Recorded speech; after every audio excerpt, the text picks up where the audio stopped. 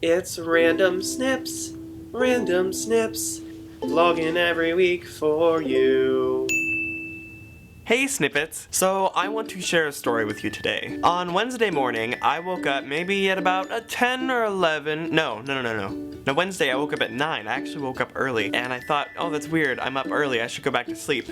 As I'm laying down to go back to sleep, I start to feel a really weird pain in my side, and I was like, oh whatever, I'll just try and sleep it off, it'll be okay. But then the pain kind of got worse, and it went on for about 30 minutes or so, and then it kind of subsided. It was probably the worst pain I've ever, no, scratch that. I've had brain surgery, but aside from brain surgery, the second most painful experience of my life. So I was gonna post on Twitter and Facebook about it, because I was like, I just had the weirdest experience of my life. So as I was in the middle of posting about it on Twitter, the pain came back, and it was worse. My jaw is like making really poppy sounds. And I thought, maybe if I just lay here for a while, it'll go away. Again, remember, I'm in huge pain, never felt a pain like this before. I had no idea what was happening to me. 9 o'clock went by, 10 o'clock, 11 o'clock, 12 o'clock, 1 o'clock, 2 o'clock, 3 o'clock, 4 o'clock, 5 o'clock. I'm still hurting just as bad as I did at 9 in the morning, or 9:30, whenever the pain came back. Both of the people that live here were gone. Oh, I forgot to mention that. I'm visiting my dad here in Indiana. So I was here alone, and they were both at work, so there was no one to call. So I was basically just having to suffer in my bed, or in the house, alone for all that time. And how long is that? 9, 10, 11, 12, 1, 2, 3... No, can't count. 10, 11, 12, 1, 2, 3, 4, 5.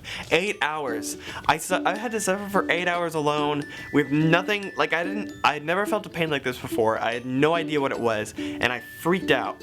And it was just, I was really scared. I thought, am I dying? What's happening to me? So about 5:30, my dad finally came home, and I was laying in the bed, and he asked me, do we need to go to the ER? And I said, yeah, probably. As we were getting ready to go to the ER, we were thinking, what could it maybe be? And we thought, maybe it's appendicitis, because it was a pain right above my stomach. I don't really want to show you, but it's like kind of right above my bladder and like at the bottom part of my stomach, and so that's where your appendix is. And so I thought maybe it's appendicitis. First went to urgent care, which took forever. We should have just gone straight to the emergency room, but we went to urgent care first. They sent us through, and they thought, we're worried it might be appendicitis, so we're gonna send you to the ER to find out. They send me through CAT scans and stuff, and they do all these things. I eventually meet with the doctor in the emergency room, and he comes back and tells me, you don't have appendicitis, you actually have a kidney stone. I've never thought of myself as a kidney stone person. Growing up, I've always thought, oh, I had brain surgery when I was a kid. Kidney stones, that's someone else's disease. I'll let someone else have that.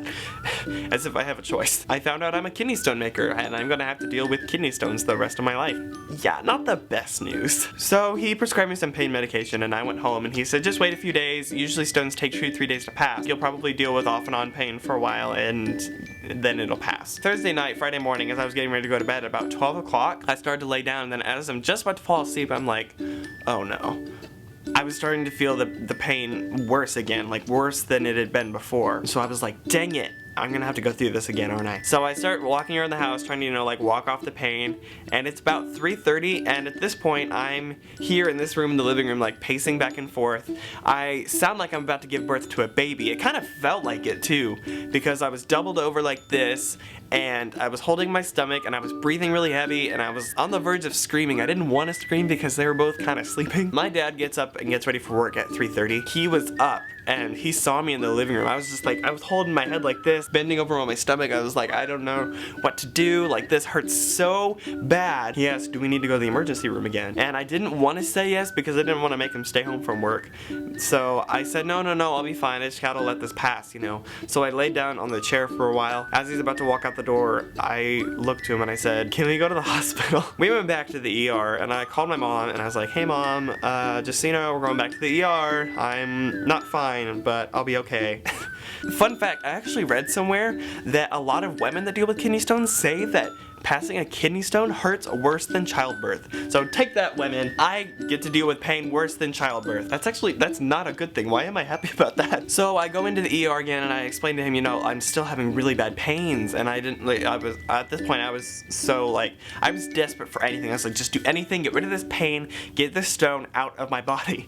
So they gave me some pain medicine, and oh my gosh, that medicine, I felt like I was in heaven. Everything was great, and nothing was wrong with the world, and I just wanted to lay there forever and never move, and I just felt fantastic. So after I got a little doped up on meds, the doctor came in and he said, okay, we have two options. We either give you stronger pain medicine until your stone passes, or we just have surgery and get it taken out now.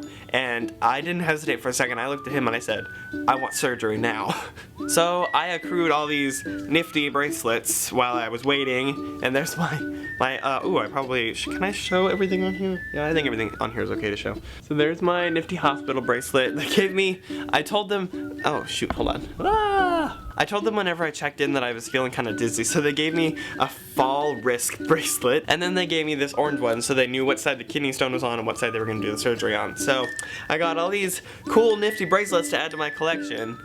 So the doctor came in and they moved me to an actual room and got me out of the ER. And they told me that my surgery was going to be at about 5:15, I think, and they were going to send me to the waiting room at 3:45. At this point it was maybe like 9 o'clock in the morning. I was like, okay, well, it looks like I'm spending my day in the hospital. So my dad went home and he, got my laptop and phone charger and the charger for his tablet and everything, so we had stuff to do because we were going to be there all day. And so as soon as he left for home to grab the stuff, I passed out until the nurses came in and they said that my surgery had been pushed up, and it was about 1:30 at this point, around there, and they said, your surgery has been pushed up, we're going to move you to the waiting room now. So I had my surgery a couple hours early. I think I had my surgery at about 2:30, 3-ish, and I got back to my room at about 3:30, I think is when I finally got back. When I got back to the operating room, I was in a weird conflicting state of confusion, because I felt relief because the stone was out, but I still hurt. It was just a weird collection of conflicting feelings. I recovered from the surgery and I wasn't really hungry for anything. I ordered room service and I took like one bite of the food and I was like, nope. They told me I had to be able to do 4 things before I could leave. I had to be able to eat, drink, walk, and pee, and not get sick, and then I could go home. So I walked to the bathroom and I was able to pee, and I drank some Sierra Mist to help my throat and to settle my stomach a little bit. And I technically ate some food and I didn't get sick, so they let me go home. So I'm still trying to recover. I'm still hurting off and on. I think I might maybe have another stone that the doctor didn't see. I heard that 1% of kidney stone makers make stones the doctors can't see, so maybe I'm just in that 1% and he didn't see the stone, because it still feels like there's something back there. It's not as bad as it was a little bit earlier, so I'm just hoping that this goes away soon, because I go home on Wednesday, and as soon as I go home, I gotta go straight back to work, so I'm hoping that I don't have to deal with this, because whenever I go back to work, I'm gonna be alone in Waco for the summer, and I don't want to be alone with no one to help me. So I'm really hoping that this passes soon. So yeah, that's my kidney stone story. If you guys are dealing with kidney stones, know that you're not alone. I am right with you. I am now a kidney stone maker, and that kind of sucks a lot, but you can't think about the negatives. You just gotta know that that's something that you deal with, and you gotta trudge forward, I'm gonna think positively about it and just do the best I can to prevent future stones from being made. That's all you can really do, I guess. Thank you for watching my video. If you liked it, you can give it a thumbs up, subscribe to me, follow me on Facebook, Twitter, Instagram. I've got all those things. I'm a YouTube person. I've got all the things. So follow me on everything, all the things. Follow me. Self-promotion. Me. Stay awesome, guys. Bye.